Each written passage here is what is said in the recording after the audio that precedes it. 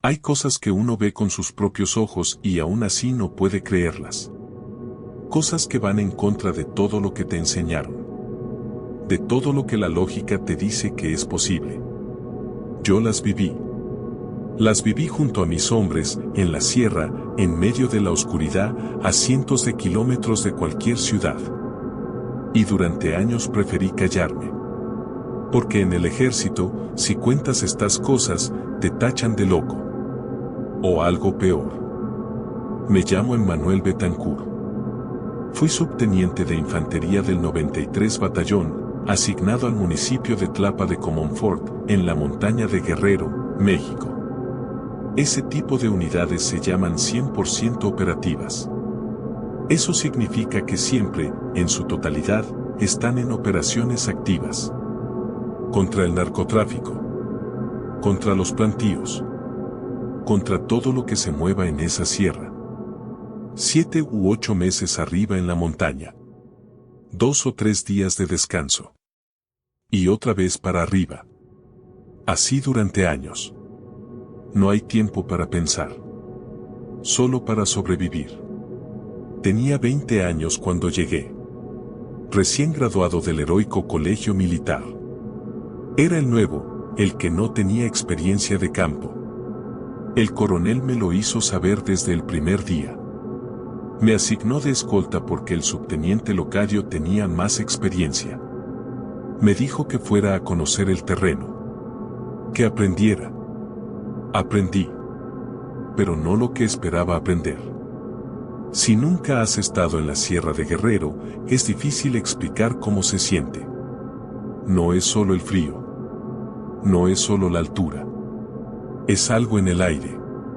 Algo que te dice que ese lugar tiene reglas propias. Que la lógica que funciona en la ciudad allá no aplica. Los lugareños lo saben. Hablan de nahuales, de encantos, de brujería. Nosotros, los militares, llegamos con nuestras armas y nuestros radios pensando que eso era suficiente para cualquier cosa. La sierra nos enseñó que estábamos equivocados. El mayor Castillo nos reunió a todos los oficiales recién llegados. Nos asignó zonas. Nos dio instrucciones.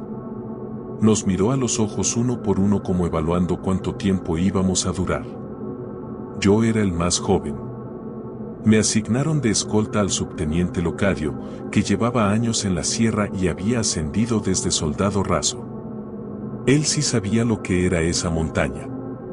Yo todavía no. Lo dejé en su zona de operaciones y volví al batallón. En el camino de regreso, pasamos por un pueblo llamado Olinalá. Paramos a comprar algo de comer en una tiendita de la carretera. Fue ahí donde todo empezó. Un señor de unos 60 años se me acercó mientras pagaba. Cara curtida por el sol. Ojos que habían visto demasiado. Me miró directo y me dijo en voz baja, como si no quisiera que nadie más escuchara: no vayan a viajar el 11 de diciembre. Es el día de San Baltasar. El malo anda suelto en esas fechas. Le dije que muchas gracias. Pagué.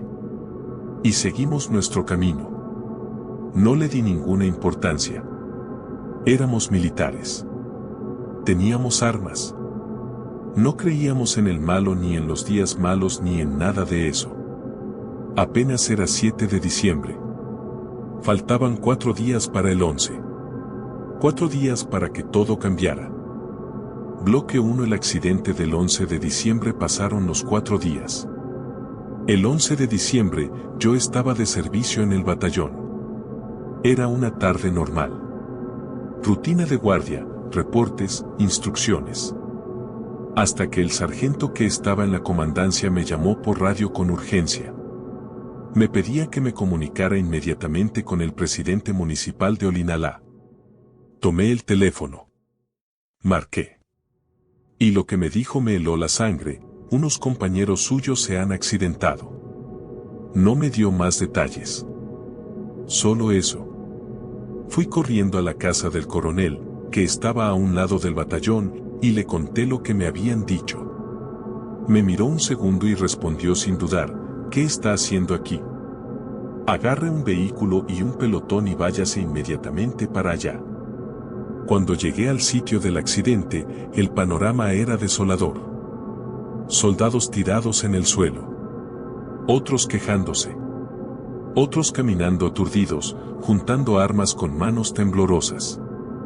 El camión había caído en un arroyo que tenía unos 40 centímetros de profundidad. Ordené al sargento que organizara el área y procediera a recolectar el armamento. A los pocos minutos me dio el parte, faltaban 11 armas. El chofer estaba muerto. Y el oficial a cargo, el subteniente Locadio, no se encontraba por ningún lado. Vi a un cabo que solo tenía raspones. Me acerqué y le pregunté qué había ocurrido. Me dijo que habían ido a un pueblo a comprar víveres pero que lo encontraron todo cerrado. Iban de regreso a otro pueblo cuando, en el camino, un señor se les acercó. Nos dijo que no siguiéramos. Que mejor nos quedáramos en su casa. Que era un día más. El oficial dijo que más malo iba a ser si no encontraban nada que comprar. Así que apuramos el paso. Le pregunté que qué había pasado después. Me miró con ojos que todavía no podían creerlo. Íbamos en el camino y de repente sentimos como si algo hubiera agarrado el camión por la cola. Algo que lo sacudió. Que lo aventó al arroyo. En el pavimento no había marcas de llantas. No íbamos a exceso de velocidad. Y al caer escuchamos una jauría de perros. Pero cerca no había casas. No había ranchos. No había ningún perro. Mientras llegaban las ambulancias y los peritos, del pueblo empezaron a llegar personas. Aproximadamente 100. Todos caminando en silencio, con veladoras encendidas en las manos. En fila. Como si ya supieran lo que había pasado antes de que alguien se lo dijera. Y entre la multitud, el señor que me había advertido 4 días antes en la tienda. Me encontró con la mirada. Caminó hacia mí. Y me dijo en voz baja, ya ve lo que pasó. No creyeron. No hicieron caso. Y el malo se los llevó. A mi alrededor, la gente murmuraba lo mismo. Que habían escuchado una jauría de perros pasar por el pueblo esa noche. Que esos perros se llevaban las almas de los muertos. 11 soldados muertos. Un oficial desaparecido. Sin marcas de llantas. Sin explicación lógica. Y 100 personas con velas que ya lo sabían antes de que llegáramos. Un aire gélido me recorrió el cuerpo cuando uno de mis soldados se me acercó y me preguntó, mi comandante, ¿en dónde está el subteniente Locadio? Bloque 2 el subteniente desaparecido. Mandé un pelotón a buscar al subteniente Locadio de inmediato. No podía estar lejos. Había habido un accidente grave. Si estaba herido, si estaba inconsciente, necesitaba ayuda. El coronel llegó con una escolta y personal médico. Me ordenó que con el personal que quedaba y parte de su escolta me fuera a la base de operaciones. Solo había quedado una escuadra allá sola y no podíamos dejarla sin refuerzo. Obedecí. Nos pusimos en marcha hacia la base. Era de madrugada. Calles sin luz. Carreteras de terracería. Solo el ruido del motor y el frío de la montaña. Íbamos a buen paso cuando, a lo lejos, en la carretera, vimos una silueta. Una persona sola, caminando en medio de la oscuridad. Dimos el alto total unos metros adelante. Nos bajamos para ir a ver. Cuando llegamos al lugar donde habíamos visto la silueta, no había nadie. Solo oscuridad. Solo el viento entre los árboles. Como si la persona nunca hubiera estado ahí. Nos miramos unos a otros. Nadie dijo nada. Subimos de nuevo a los vehículos y continuamos hacia la base. Al llegar a la base, el cabo de turno salió a darme novedades. Le conté brevemente lo que había pasado. Su cara cambió. Y me dijo algo que no tenía ningún sentido. No puede ser, mi comandante. Hace como 30 minutos llegó el subteniente Locadio. Dijo que había olvidado su cartera y que venía por ella. Se retiró rápido porque dijo que había dejado el vehículo abajo en el camino. Me quedé paralizado. Le pregunté que cómo lo había visto. Si traía alguna herida. Algo extraño en él. Algo diferente. No, mi comandante. Lo vi normal. Solo, lo más raro que vi es que había 5 perros que lo estaban siguiendo. Me fui a sentar solo un momento a procesar lo que me acababa de decir. El accidente había ocurrido a más de 20 kilómetros de la base. De noche. En carretera de terracería. No había forma de que Locadio hubiera llegado caminando en 30 minutos. ¿Y los perros? Los mismos perros que habían mencionado los sobrevivientes del accidente. Los que decían que se llevaban las almas. El subteniente Locadio nunca apareció. Su cuerpo nunca fue encontrado. Pero él estuvo en esa base. El cabo lo vio. Le habló. Le devolvió la cartera. El problema es que en ese momento, el subteniente Locadio ya debería haber estado muerto. Esa noche nadie durmió bien. Todos hablábamos en voz baja de lo que había pasado. De la silueta en el camino que desapareció. De los perros. De la cartera que alguien recogió. Y todos pensábamos lo mismo sin atrevernos a decirlo en voz alta, no fue Locadio quien vino por esa cartera. Bloque 3 el altar y la mujer que se despidió semanas después nos trasladaron. Nueva zona de operaciones. San Juan Puerto Montaña, municipio de Metlatonoc, Guerrero. Pegado a los límites con Oaxaca. Un cambio drástico, de clima templado a frío permanente, llovizna constante, niebla todo el día. Por las mañanas, las casas de campaña amanecían con una capa de hielo. La base estaba en lo alto de una piñera. A las faldas de los cerros. Y a 150 metros en línea recta, perfectamente visible desde la base, el panteón del pueblo. Abandonado. Con aspecto de que nadie lo había visitado en años. Los primeros días fueron relativamente tranquilos. Mucho trabajo, muchas barrancas con plantíos de amapola.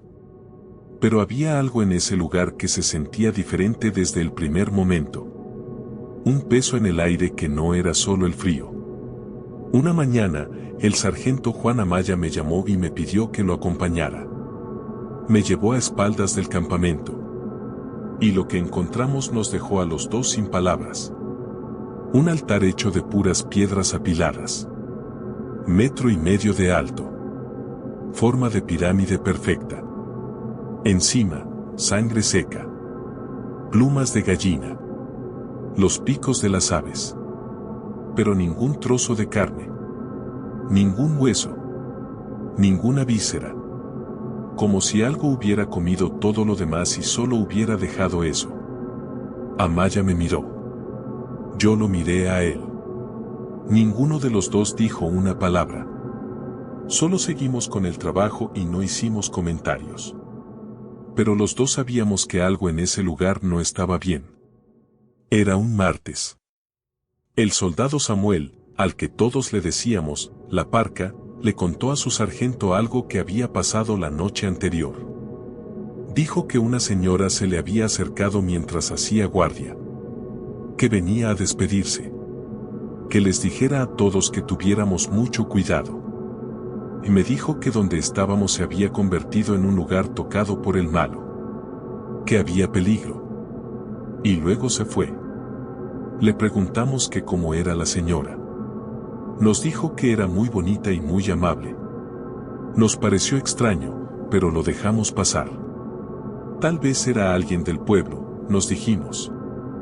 2 días después, el cabo Parchís me gritó que la Parca estaba teniendo algo extraño.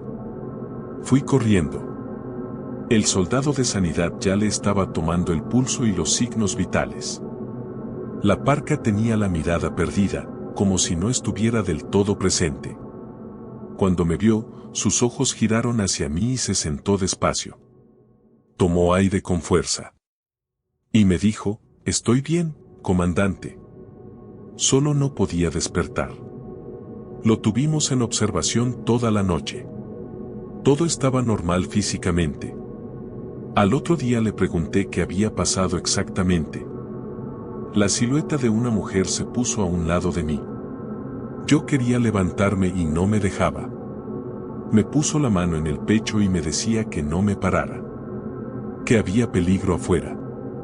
Le dije que probablemente fue una pesadilla. Que no tenía que preocuparse. Que siguiera con sus actividades. Hoy sé que me equivoqué. Debí haberle escuchado. Y debí haber sacado a toda la sección de ahí esa misma noche.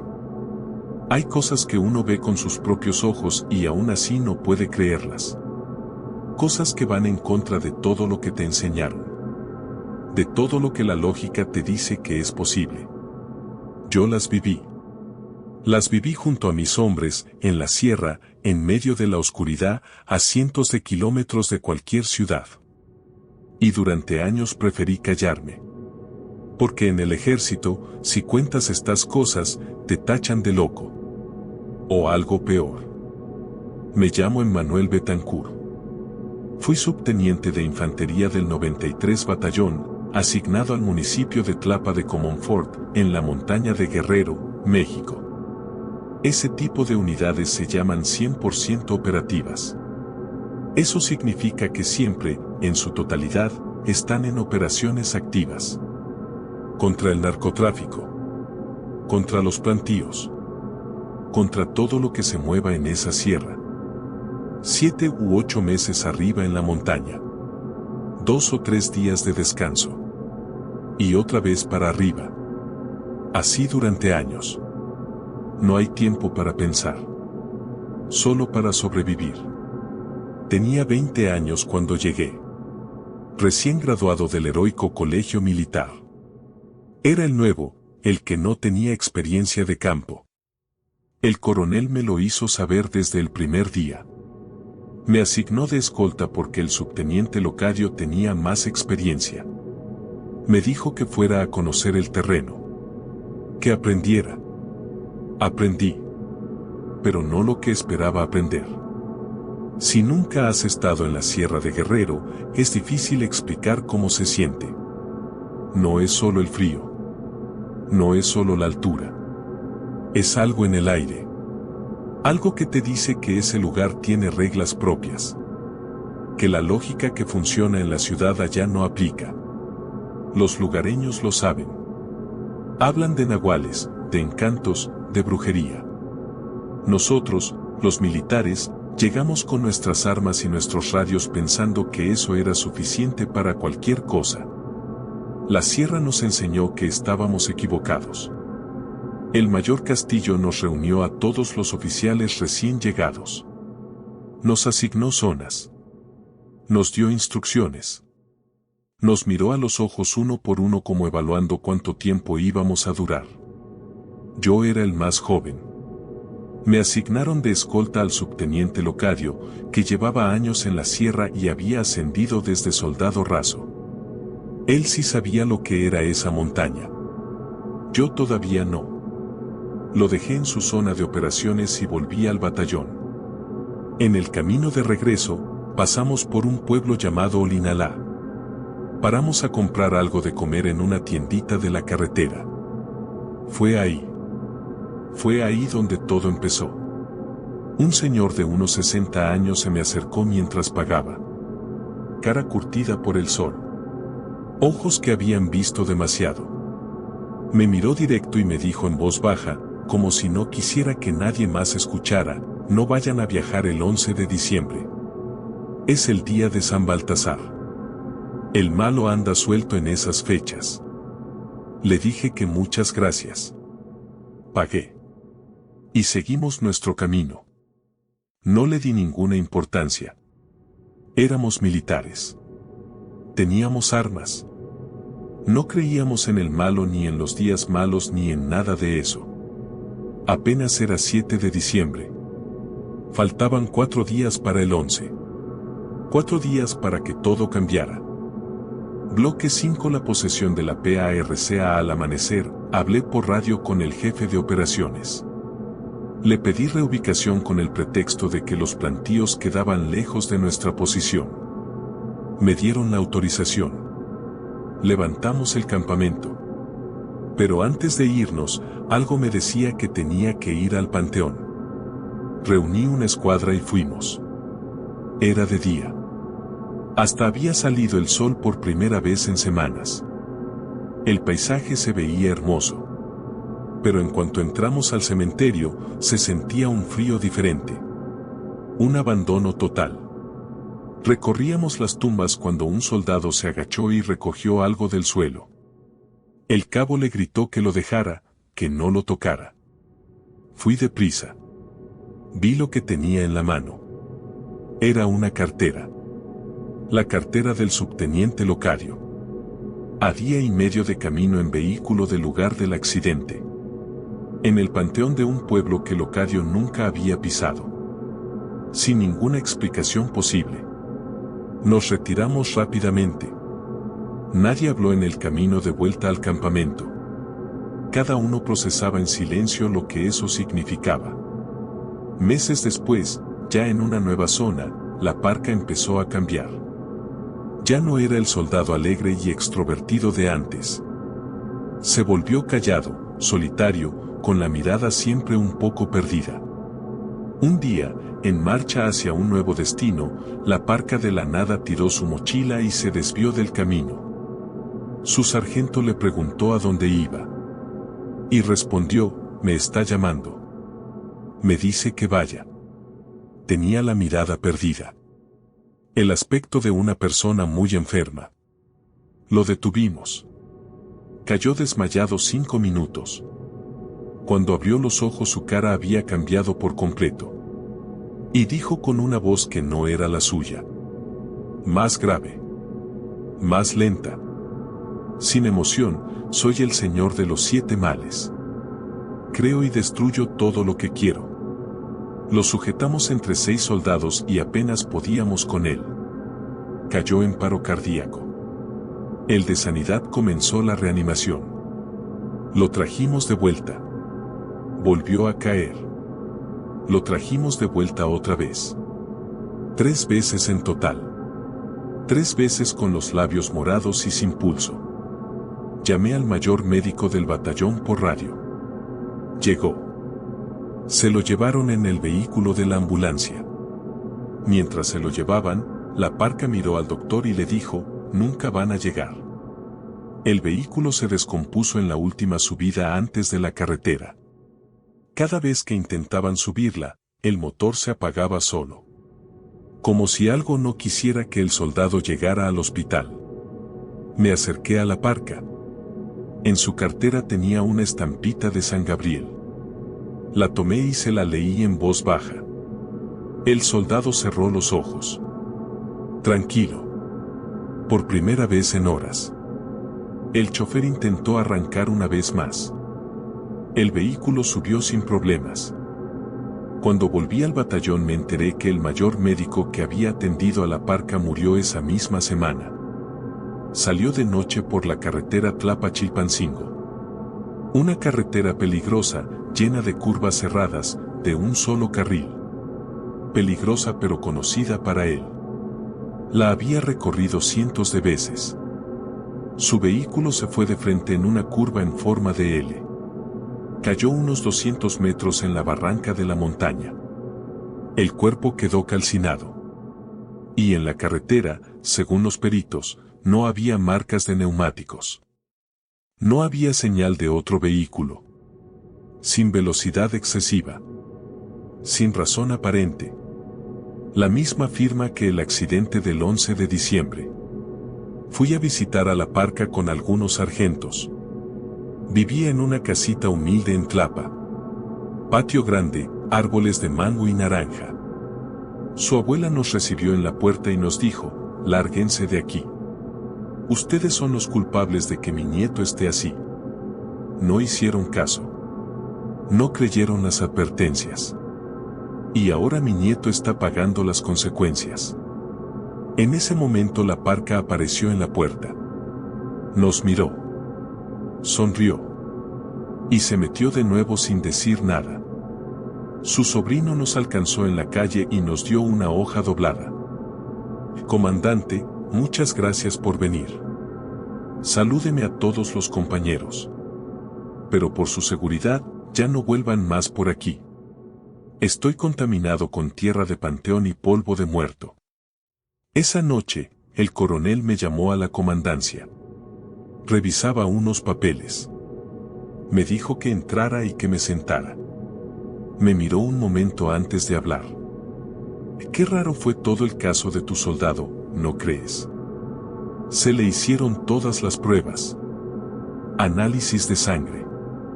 Tomografías. Lo único que le encontraron fue una hernia umbilical sin riesgo. Nada que explicara lo que pasó. Asentí. El coronel siguió. Mira, Betancourt, en toda mi vida como militar he visto y vivido muchas cosas en este medio. Al igual que tú en su momento, yo tenía la misma cara que traes ahorita. Es uno de los tantos peligros a los que estamos expuestos. Pero solo queda pegarse a Dios y a lo que nos proteja. No hay de otra. Si le cuentas esto a alguien te van a tachar de loco. O peor, te pueden meter al psiquiátrico y eso puede arruinar tu carrera. Te aconsejo que sigas con tu vida como si nada de esto hubiera pasado. Me retiré de la comandancia. Me fui a cenar. Intenté dormir. Seguí el consejo del coronel durante años. Terminé el servicio.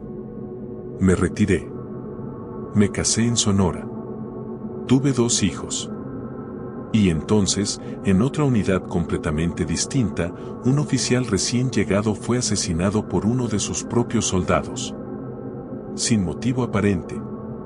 El soldado solo decía, lo hice porque así se tenía que hacer. Cuando revisé las pertenencias del oficial muerto, encontré una maleta con fotos. Y en el momento en que las vi, me tuve que sentar porque las piernas no me respondían. Fotos del mismo cerro. Del mismo panteón. De la misma base donde vimos caminar al perro. Venía de cambio del 93 Batallón de Infantería. La sierra no suelta a quien toca. ¿Crees que hay cosas que la ciencia no puede explicar? Escribe sierra en los comentarios si esto te heló la sangre. Dale like si llegaste hasta el final. Suscríbete porque en el próximo video voy a contar lo que pasó en la selva de Chiapas. Y eso es peor.